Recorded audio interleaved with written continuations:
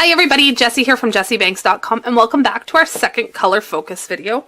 So this is a continuation, so the second episode following up on our quinacridone coral one we did last week. Today I have for you one of my favorite blue pigments. This is Ultramarine Blue. This is a PB29 Ultramarine Blue. The brand is Daniel Smith. I've already filled that part out. I do have the answers for these, but we're going to figure them out while we do this part of the chart. Now this stamp came from the Stamp and Die combo from Winnie and Walter. So this is their swatch stamp, and then it has the coordinating die on the back, and that is how I made all of these. If you haven't seen the first video, I will put a link up in the eye here so you guys can find that just to kind of get a glimpse of what we're doing. I have my butcher's tray here, so I am going to squeeze out a small bit of ultramarine blue onto my little butcher's palette here. I really love this color. I think it's absolutely amazing. So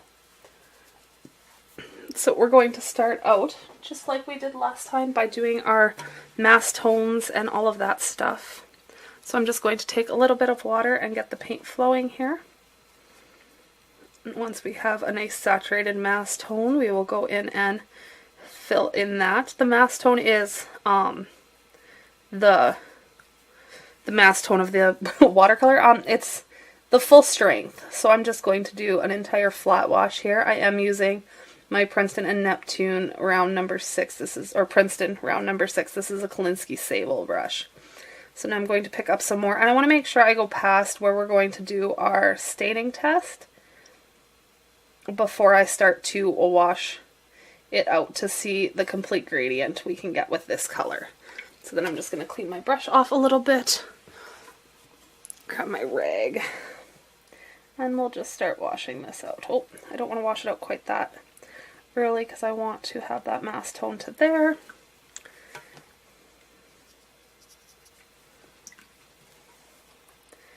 And just blending that down so you can get the full gradient of how that color washes out. So we will put that to the side and let that dry. Now all of my swatches are done on Arches 140-pound cold press paper, but all of our little samples we are going to do with mixing and things just to play with the color, I am just doing on a cellulose paper. So this is Canson XL. It is a pulp-based paper, whereas this is cotton. So I'm just going to set that up there and let it dry and pull out some colors. We'll be right back. Right, so the first color here is actually the reason why I picked this up. This is Jane's Gray. So she mixes the quinacridone, she mixes the ultramarine blue in with some burnt sienna, and it creates beautiful gray shades. I'll show you kind of like the real neutral version, and then a little more blue and a little more brown. So we'll just mix up a nice puddle of that, getting it nice and neutralized to start with. I want the real gray color to come through. So here is the Jane's Gray that everybody loves. I do like that I can add a little more blue into it and get kind of a real steel blue color out of this. And then if I take in a little more brown, I get this beautiful deep brown that I absolutely love. I really love this brown. I love using it when I do coffee backgrounds and things of that nature. Those colors are beautiful. I love them. I love them. Ultramarine is definitely a very granulating color, which is what I love about it. Some people don't like granulating colors. I love them, so I use them a lot. I just like the texture that they add and everything else into my work. So I'm going to take now some quinacridone gold. Now I don't have the new version of quinacridone gold on hand. I just have the original PO49. I would love to get my hands on the other one, but I am not super concerned about it because I find single pigments mix better, but you can get some beautiful greens out of that. If I mix in a little more gold into that, it'll turn more yellowy. So you can get like a whole range of golds with greens with just those two colors. Then if we add a little more blue, we can get it a lot deeper. So you can get a super fun range of colors out of this one. I really, really love granulating colors. That's why I enjoy this so much in my mixes, because it gives you lots of different,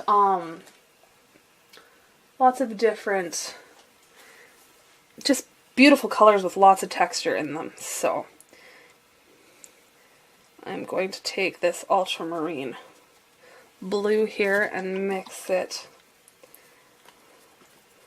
with some quinacridone rose. Can you see that? Oh, let's turn this around. Some quinacridone rose. You'll get some beautiful granulating purples out of this. If I add more blue, it'll get darker and deeper. If I take a lot more of the rose into it, I can brighten it way up. Well, this one's very similar to that. So I'll add some more yet. Make it very, very bright. So you can get beautiful ranges of granulating colors with mixing this green in. I think it's a fantastic color. Ultramarine blue is probably something I have to have on my palette. It is on my standard palette. I'm finding a lot of the colors I am first reaching for here are ones that I do have on my palette that I use all the time. I do have a video on that where I first put this one together, and I'm actually still really, really happy with what I put together with it. If I take this lemon yellow, we'll get more of like a May green, a real like crayon-y, super vivid green. Add some more blue into it, and you can deepen it down. And you can see how I'm just pulling like this blue out of the same puddle. It's getting dirty, but that's alright. So, if I add even more of the blue in there, you can get to like a real blue hued green, which is beautiful. I love that color. It's just pretty. Would mix beautifully into like a lagoon or something like that. So you can definitely get like a super range of colors out of this. You can take your ultramarine blue here. And if we mix in Pyro Red, we can get more of a muted purple color. So instead of being so bright and vivid, it's more of a muted tone. Do I have room here? Put some more on here for you. So you can get a great range of colors. I'm going to set that off to the side and let that dry before we take a closer look at it. So I will be back. Okay, we're back. Now we'll finish filling this one out. So this is our little swatch sheet that'll go on my ring with all the others as we go through all of our colors. So the first thing I'm going to do here is I'm going to check for my lifting ability. I need to add some clean water into my one jug. I forgot to fill it. So I'm just going to take, this is again my Royal Langnickel. It's just a tiny little flat brush. Here it works really good as a scrubber. It's stiff. It holds enough water without being too crazy. So we're just going to go in and lift what we can out of here.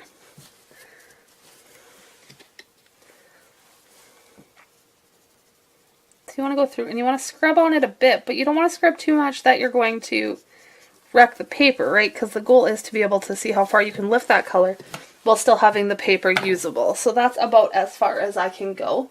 So this is a medium staining pigment, so we can fill that out here. So that's the staining, so we'll color that one in. The light fast on this color is a 1, so it is excellent, so it'll stay with the 5 stars. As we get to ones that aren't as light fast, I will just cross out the stars as we go to show how light fast it is. This color is completely transparent, and it is a granulating color, so that is where this G comes in, and we will color that in. So granulating colors are when you see this texture that settles down as the color dries. It's kind of like the pigments settle into the paper. It's got some heavier stuff that just separates out of the rest of it. I will pull in this quinacridone one so you can see the difference here.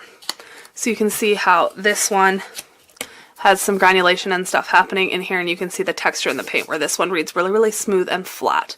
So that is the difference there. Now, as I pull these in, I will zoom back out. You can see how that ultramarine blue settles out of a lot of these colors, which is what I love. So this is your Jane's Gray. This is more blue, more brown. This is your quinacridone color. So you can see how it kind of starts to separate out and you get that separate hue right here where I've got a lot more of the ultramarine blue compared to the quinacridone gold. You get a lot more of that. I don't love that, but I do love like this. And then in here you have your Rose of Ultramarine. So I use that quinacridone rose color, quinacridone rose and the ultramarine blue. So you can buy Rose of Ultramarine from Daniel Smith, which is actually these two pigments combined already, but you can definitely mix that on your own. Over here you can see how it really separates out. I kind of like that. It kind of bloomed a little bit as the paper buckled. Like I said, this is cellulose paper. But you can see how those colors separate out of each other, and then all these bright vivid greens when mixing it with that lemon yellow. So I really love having this for texture and things on my palette. So that is our second episode. I hope you guys are enjoying these.